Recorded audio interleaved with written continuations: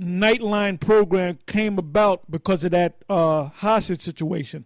That's when they set up that thing, and it was so successful that after everything was said and done, it kept going. Yeah, that's what the whole thing was set up for that Iran situation.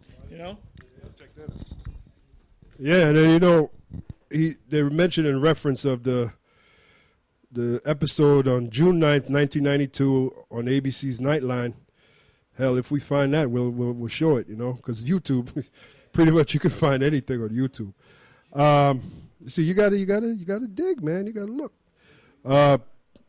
It is becoming increasingly clear that George Bush, operating largely, and this is George Bush Sr., by the way, operating largely behind the scenes throughout the 1980s, initiated and support, and also a little tidbit about George Bush. He was also known during the Vietnam era as George Poppy Fields Bush, because they went down to Vietnam basically to get the poppy fields to the main ingredient in heroin. It was all about the heroin trade back then.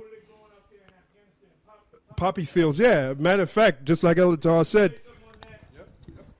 Yeah, that's one of the reasons why they're in Afghanistan, because of the poppy fields, which you can produce. What is that? Heroin.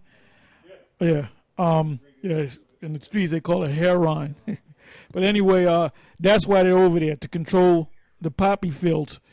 And they also found something else. They found what was that? Lithium.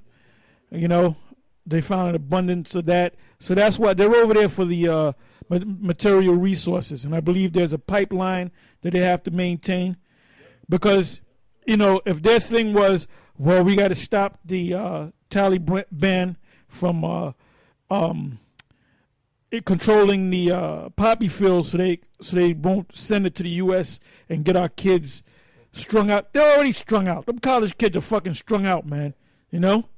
I used to go to them fucking college parties when I was a kid, especially among you fucking white kids, man. You fucking white kids, you have them bongs, you do every fucking drug up in there, man. But the cops, they just don't. They're just gone. The cop doesn't have no clue as to what's going on. It's hypocrisy, man. Utter hypocrisy. But anyway, now isn't this guy Monkey Boy Barack Hussein Obama, isn't he over there in Pakistan with these unmanned drones dropping bombs on so-called terrorists? Well, couldn't he send drones over there and just drop fire bombs or whatever on the poppy fields? Couldn't he do that? They don't want to destroy the poppy fields, man. See, the truth is coming out. When you do all this wickedness and you do it for years and years and years, eventually all the truth is going to come out. All the fingers are going to point to you. All right? Yeah, and then we bringing out some of that truth right now.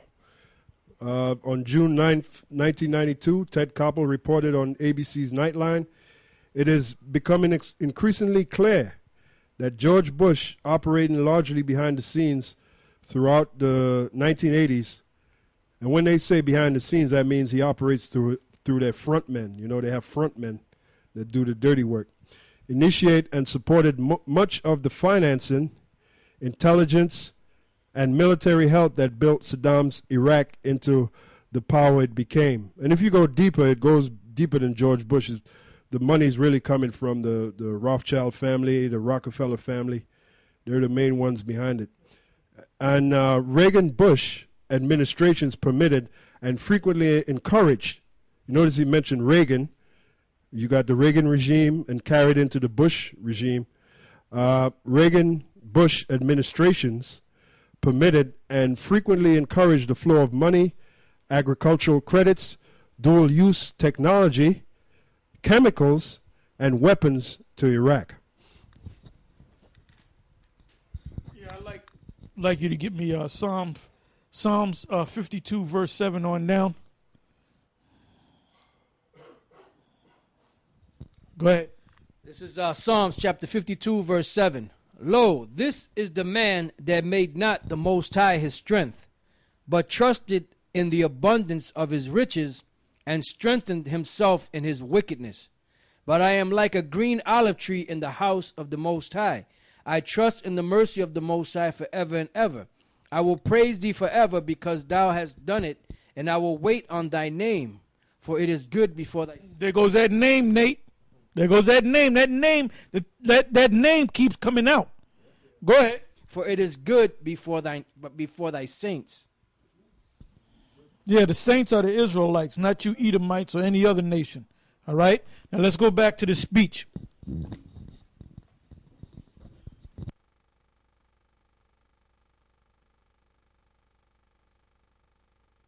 As a matter of fact, were themselves the victims of such policies.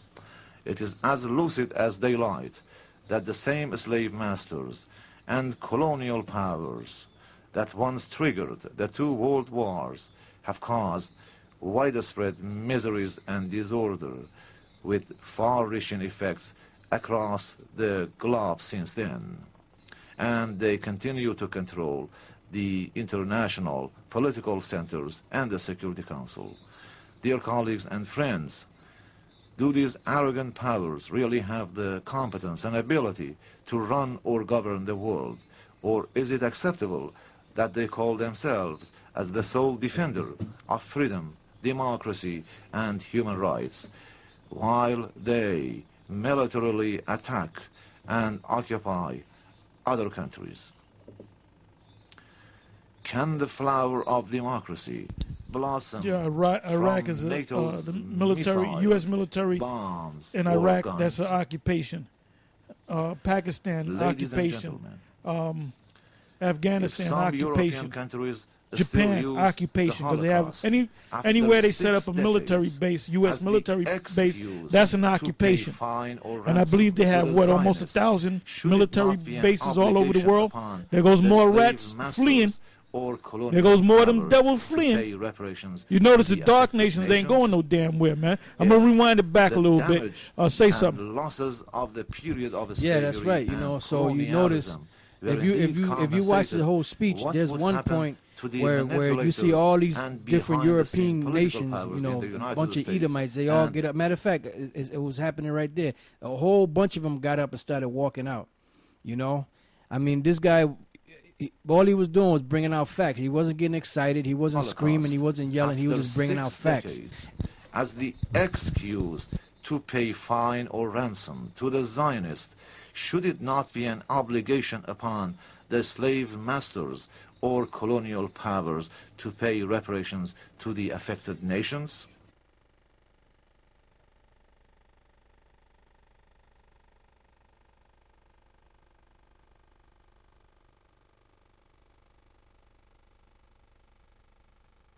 Two world wars have caused widespread miseries and disorder with far-reaching effects across the globe since then. And they continue to control the international political centers and the Security Council. Dear colleagues and friends, do these arrogant powers really have the competence and ability to run or govern the world? Or is it acceptable that they call themselves as the sole defender of freedom, democracy, and human rights, while they militarily attack and occupy other countries? Can the flower of democracy blossom from NATO's missiles, bombs, or guns?